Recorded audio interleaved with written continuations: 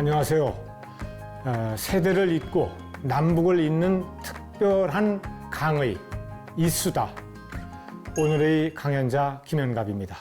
우리말의 그 할머니들이 말은 새를 녹인다 이런 말씀을 하시잖아요. 그게 결국 노래라고 하는 의미라고 하거든요. 저는 거기에 대해서 본질적인 노래 그리고 대표적인 노래는 아리랑이 아닌가 이렇게 생각을 합니다. 그래서 실제적으로는 한 45년이 되고요. 제가 첫 책을 낸 것이 1986년이기 때문에 40년 전 금년이 됩니다. 그래서 오늘은 제가 40년간 활동해온 문화운동에 대해서 말씀을 드리도록 하겠습니다. 이게 이제 제가 86년에 낸 책이고요. 2002년에 북한 아리랑 연구를 냈고 88년 올림픽 때 많은 그 문화운동하는 단체가 합류를 해서 제1회 아리랑 축제를 하면서 아리랑 선언문이라고 하는 걸 작성해서 공개를 했고 발표를 했습니다. 거기서 우리는 아리랑은 저항, 대동, 상생 이 3대 정신이 있는 노래다. 역사 속에서 또 사회 속에서 지속적인 운동의 주체로서 아리랑을 활용하자 그런 의미로 출발을 했습니다. 그래서 제가 오늘 말씀드리는 주제는 우리 근대 현대 민족사라고 하는 역사 속에서 아리랑이 성격 변화를 갖는 그런 특별한 계기가 몇 군데가 있는데 그거를 기본으로 해서 아리랑이 단순한 노래가 아니라 그야말로 우리 민족사와 함께한 그런 의미 있는 노래라는 사실을 짚어보려고 합니다. 그러면 현재 우리 아리랑이 이렇게 논의할 수 있는 가치는 어디 있는가? 그 위상은 뭔가를 살펴보도록 하겠습니다. 1961년에 남북학생연맹이라는 단체에서 북한 학생들과 남한 학생들이 판문점에서 모여서 새로운 통일운동을 하자는 논의를 했습니다. 그러나 이제 우리 정부에서 막았죠. 그래서 판문점을 가지 못하고 다만 남북학생연맹에서 선언서를 발표했는데 그 선언서 내용이 우리가 남북학생이 비록 만나지 못하지만 오후 4시에 모두 하늘을 향해 아리랑을 부르자. 이것으로 우리가 합의한 것으로 하자. 중요한 것은 아리랑으로 양측의 국가 개념으로 함께 했다는 사실입니다. 이게 이제 61년이죠. 그때 아리랑에 대한 규정을 민족의 노래 이렇게 얘기를 했습니다. 이것은 상당히 의미가 있다고 봅니다. 그 다음에 두 번째는 1990년에 남북 단일팀 단가를 합의했죠. 이것은 일본 지바 탁구 대회, 당시에 한 번도 역사상 꺾지를 못했던 중국과 남북 단일팀이 지바 탁구 대회에서는 반드시 이기자라는 뜻으로 단일팀을 만들었는데 그 단일팀이 처음으로 단가 아리랑을 활용한 그런 행사가 됐습니다. 그때 남북한 간이 중국을 역사상 처음으로 꺾었죠. 그런 역사적인 현장에서 아리랑이 남북 단일팀 단가, 즉 국가로 활용했었던 것입니다. 그 다음에 2012년에 중국이 아리랑을 국가급 비물질 문화유산 명록적 통지 114-7호로 통과를 시켰습니다. 그때의 명칭은 아리랑, 물론 한문이죠. 언더가자에 마을리자에 랑자, 산의 랑자를 썼습니다. 이것은 중국 동포들이 저한테 급하게 연락을 했습니다. 이 중국 정부에서 이것을 지정하는 것은 바로 유네스코 인류문화유산을 전제로 해서 지정을 한 것이니 빨리 남측에서도 이것에 대비하라. 그래서 제가 그 소식을 듣고 사인을 받아가지고 우리나라에 와서 언론 인터뷰를 통해서 중국이 이렇게 가고 있다. 그러니 우리는 어떻게 할 것인가. 이렇게 문제를 제기를 했습니다. 그래서 바로 그해 12월 달에 우리가 급하게 유네스코에 가서 유네스코 인류문화유산 아리랑을 등재를 했습니다.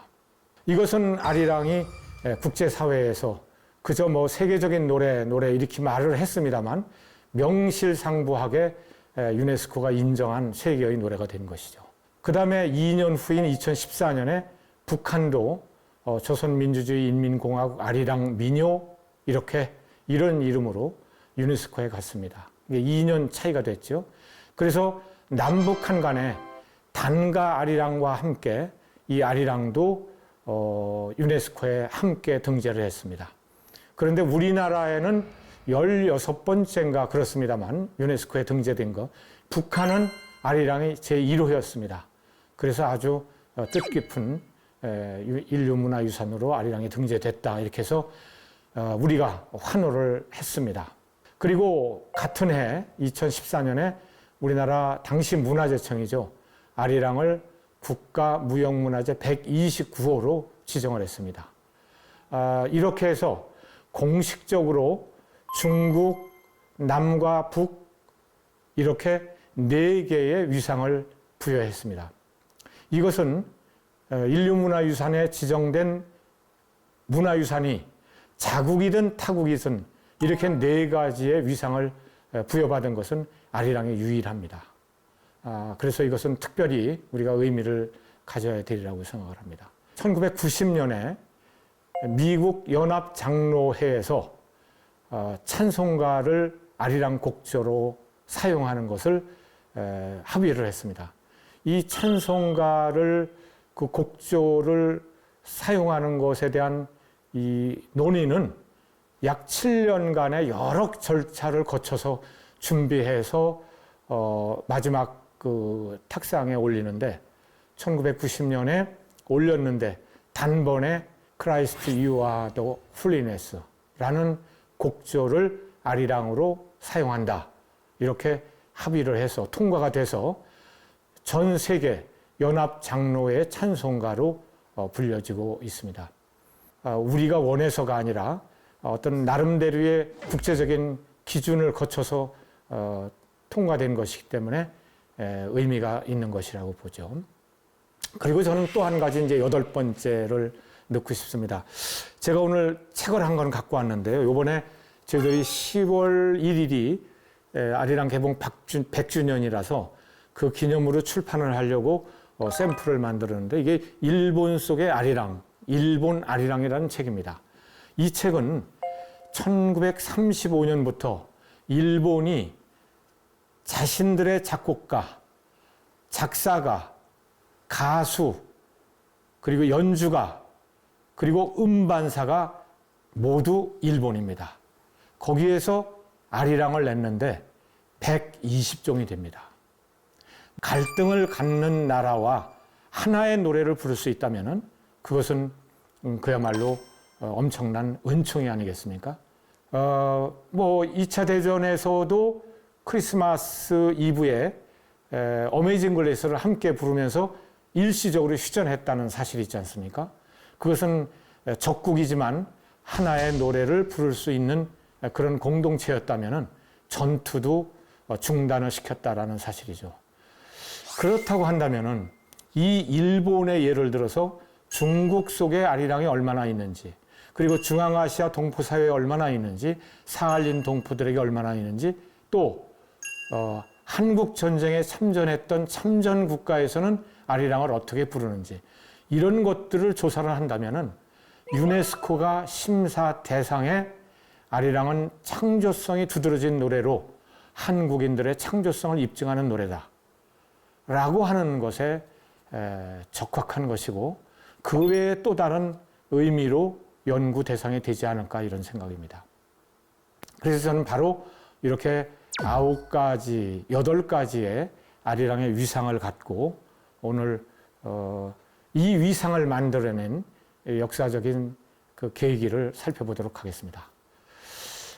이 동양에서는요, 특히 북한도 그렇고 우리도 그렇고 정주년이라는 말을 씁니다. 이것은 5, 10, 15를 5년, 10년, 15년, 20년을 기념식으로 아주 중요하게 생각하는 거거든요. 그래서 해방 몇 주년, 3.1운동 몇 주년 이런 것에 국가적인 전력을 투자해서 큰 행사를 할 때는 대개 50, 15, 20 이렇게 나갑니다. 그런데 금년은 1866년은 경복궁 중수가 이루어진 해고요. 1896년은 우리나라 악보, 이 아리랑을 정간보, 우리만이 연주할 수 있는 정간보가 아니라 5선보를 쓰는 전 세계가 동시에 아리랑을 연주할 수 있게 5선보로 체보한 바로 그 해가 1896년입니다. 그러니까 결국 130년 전 아리랑은 헐버트에 의해서 5선보로 체부가 됐다는 사실입니다. 그 다음에 세 번째가 1926년, 지금으로부터 100년 전 나운규 감독 영화 아리랑이 개봉을 한 그 해가 됩니다.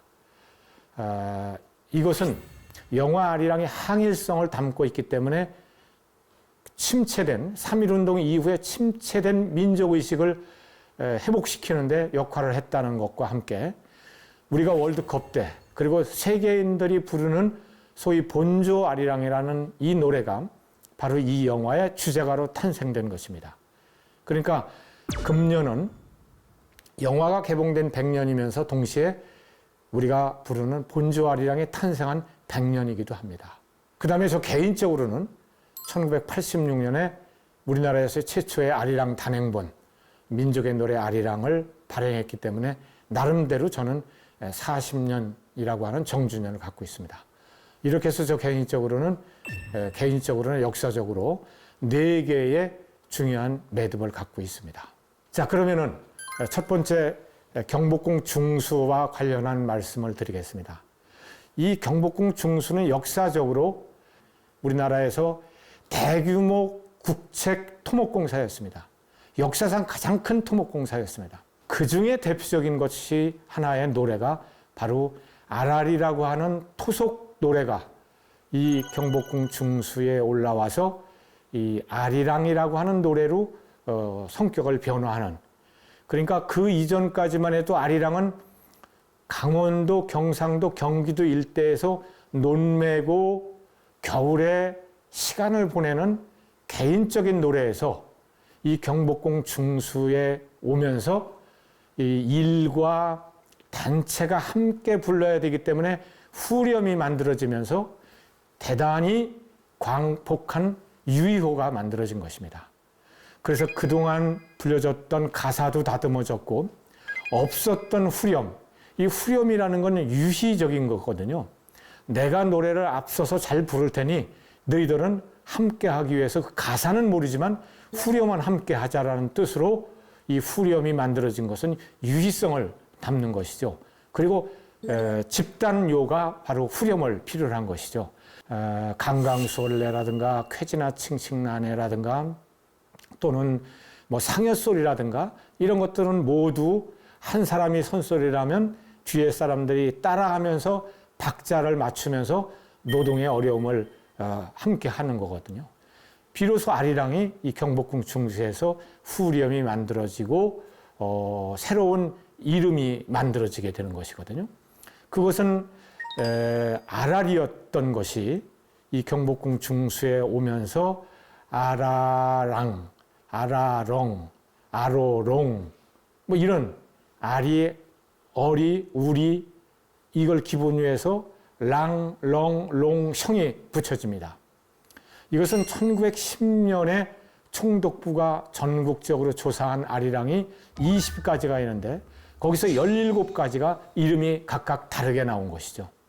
그러니까 오늘날 우리는 아리랑이라는 말을 가지고 아리랑의 어원을 생각하는데 그것은 양주동 박사라든가 이병도 박사라든가 60년대 아리랑을 연구했던 이전에 연구했던 최남선, 이광수 이런 사람들이 모두 아리랑이라는 삼음을 가지고 연구를 했는데 그것은 다 잘못된 것이죠. 왜냐하면 경복궁 중수 이전에는 아리, 아라리, 아라성, 아라롱, 어리롱 뭐 등등의 이름이 불려지다가 점점 1920년대로 오면서 아리랑이라고 어떤 경향성을 보여서 1926년 나운구가 영화를 만들면서 아리랑이라고 한 것이죠. 이러한 계기를 마련한 것이 경복궁 중수였습니다. 그래서 이제 1894년에 매천야록에 황현의 매천야록에 기록이 나옵니다. 고종과 명성황후가 무릎을 치면서 좋다 좋다 하면서 아리랑을 노래를 부르는데 그것을 아리랑 타령이라고 하더라 라고 하면서 오는 길 가는 길에 만난 정 즐거워라. 죽으면 죽었지 헤어지기 어렵다더라. 신성염곡 새로운 사랑 노래가 만들어졌는데 그것을 아리랑 타령이라고 하더라. 이렇게 얘기를 합니다. 이 기록이 1894년이니까 매천이 남원에서 94년에 기록을 했기 때문에 이 94년 이전에 고종과 궁중에서 불려졌다는 기록을 갖고 있는 것이죠. 그렇다면은 바로 이것은 경복궁 중수와 직결되는 사실이다라고 추정할 수 있는 것이죠. 그리고 1896년에 헐버트가 H.B. 헐버트라고 하는 분인데 코리안 보컬 뮤직이라는 논문에서 바로 아리랑을 기록을 합니다. 제가 이 40년 전에 책을 가지고 왔습니다. 이 코리안 레포지토리라고 하는 영문 그 논문집입니다. 바로 이 논문인데 이것은 헐버트가 여기서 한글로 아라렁, 아라리오라는 말을 한글로 썼기 때문에 매우 한글 연구에도 주목이 되는 그런 기록이 됩니다. 그리고 바로 여기서 최초로 아리랑 악보를 이렇게 수록을 합니다. 그리고 문경세제 박달나무는 홍두깨 방망이로 다 나간다. 아라랑 아라랑 아라리오 아리랑 얼싸 배띄워라. 오늘날 후렴하고는 다르죠. 그러나 형식은 같습니다. 이미 아리랑은 이때 형식이 결정된 것이죠.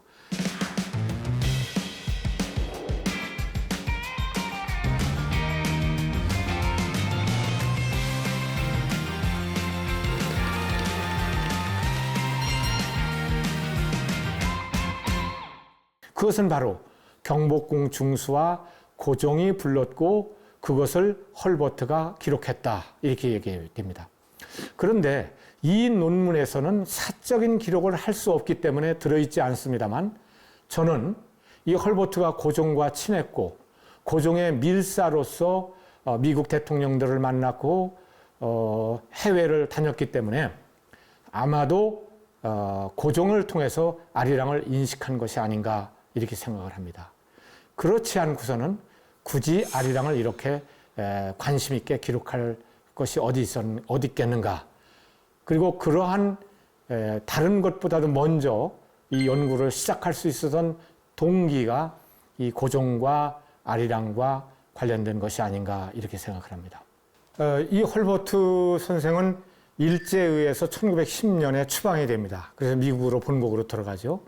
그랬다가 여러 차례 한국과 이승만과 독립운동에 관해서 많은 노력을 했고 미국에서 한인회에 참가를 해서 많은 활동을 했습니다. 1946년에 해방이 되고 나서 이승만에 의해서 초청을 받아서 한국에 왔습니다만 27일 동안에 배를 타고 오는 과정에서 배멀미를 너무 심하게 해서 한국에 오자마자 청량리 병원에 입원을 했고 결국 활동을 하지 못하고 운명을 하셨습니다. 현재 우리나라에 묻혀 계시죠. 이분의 그 소원은 웨스트민선 공원에 묻히기보다는 나는 한국에 묻히겠다.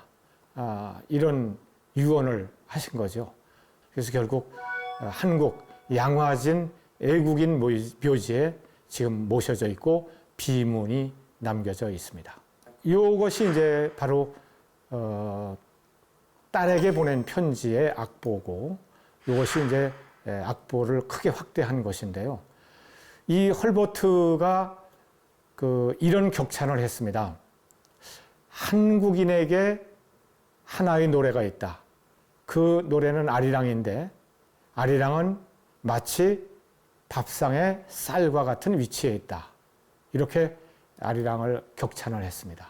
그런데 중요한 것은 헐버트가 이렇게 아리랑을 1896년에 애국인들이 다 볼 수 있는 잡지에 논문을 써서 발표한 이것은 되풀이 말씀드립니다마는 당시의 한국인의 악보는 우리만 연주할 수 있고 그것도 특수한 군중 악사들만 연주하지 민중들은 연주할 수 없는 그런 멜로디 선율을 이 오선보에 담아서 애국 논문지에 발표함으로 해서 동시에